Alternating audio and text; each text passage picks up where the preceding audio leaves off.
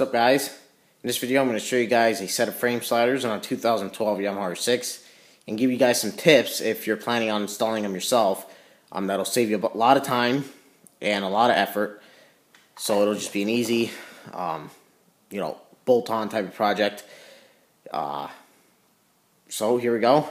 And I was in the process of making a how-to, but my good camera, sorry for the quality now, because my good camera actually died, so I'm stuck using an iPad, and this thing is just ridiculous because it seems like it's zoomed in way too far, and I'm literally standing against the wall right now trying to record this, and it still looks like I'm standing a foot away from it. But anyway, I was in the process of making a video, and I ended up screwing up, saying something really stupid. I can't remember what I said, but I went to go delete it, and I accidentally deleted the wrong video, and I wasn't gonna go ahead, put everything back on just to show you guys me taking it back off just so I could screw up and have to do it again. So I just said screw it, and the camera was about ready to die, and it did eventually die, but that's why I didn't do a how-to. But I'm gonna show you guys what it looks like real quick, and then give you guys some tips.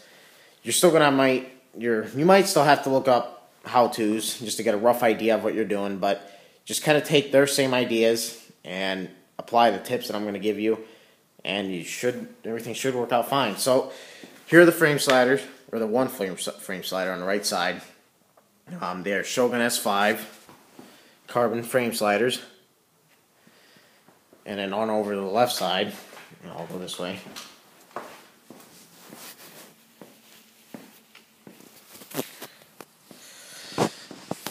And then there's the left side, and you can see there's the hex bolt that was used to hold this, or the bracket, in place.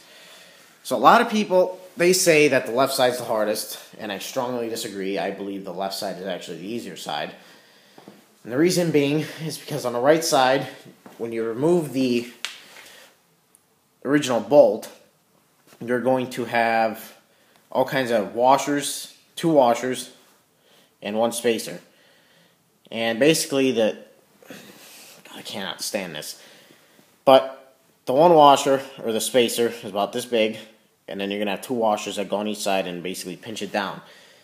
And when you take off the original bolt, put everything back in the same exact way it came out, except for the only thing you're not keeping is the original bolt. You're replacing with the hex bolt that the frame slider comes with. But that's basically why the right side's hardest, because everything's going to probably come out on you, and you're going to have to figure out how it all goes back together. I had a rough idea on how it went back together because I have experience with that kind of stuff, but for most people, that's where it's going to trick you. But again, just pay attention to the way it comes out, and then put it in the same exact way with the frame slider obviously included. You do not have to remove the fairings. And then the left side, same thing. You do not have to remove the fairings. That's where you're going to save the most time, because everyone wants to go ahead and say you have to remove the fairings in order to get the left frame slider out, which is completely wrong. I'll bet my life on it because I just did it right now.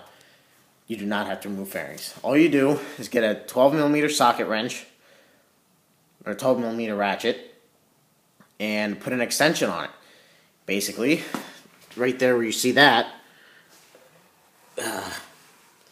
is where the original bolt is going to be. So you stick the extension directly through there, and you just undo it. It's going to probably touch against the fairing a little bit, but if you apply a little bit of pressure and push up the fairing, you should have absolutely no issues, and you should be good to go. Take that off, and then you're not going to have any other spacers or washers. It's just going to be a fixed mount, so there's no parts and pieces that you got to worry about. You just take off the stock bolt, put on the bracket for the frame slider, and put on the bolt that the frame slider comes with. Tighten it down to 25 foot-pounds, which, yes, you should definitely use a torque wrench. People say you don't need to, but it's going on an engine mount, and when you're messing around with the engine, you do not want to play games. You want to do everything the way it's supposed to. If it says use a torque wrench, use a torque wrench. That's one thing you do not want to play around with. I don't usually use torque wrenches, but when it comes to the engine or the swing arm or anything like that, always use a torque wrench. I don't care what anyone says, because any of those things come loose, those engine mounts for the engine come loose, you're done. Next thing you know, the chain's going to fly everywhere. It's going to bust your leg. You're going to end up on the ground. You're going to put yourself in danger. So just use a torque wrench. It's simple as that. If you don't have one, you can probably get away without using one for a couple of days. But as soon as you get a hold of one, 25 foot-pounds, and you should be good to go. So that's basically it. I'll show you guys what it looks like from the front. So again, just a couple quick tips. You do not need to remove the fairings, and the right side, just pay more attention to the right side because you're going to have all the spacers and washers. But just make sure you look up how-tos on YouTube. You should find a couple. So just basically take their same idea so you know what you're looking for, and then just apply the same tips I gave you, and you should be good to go.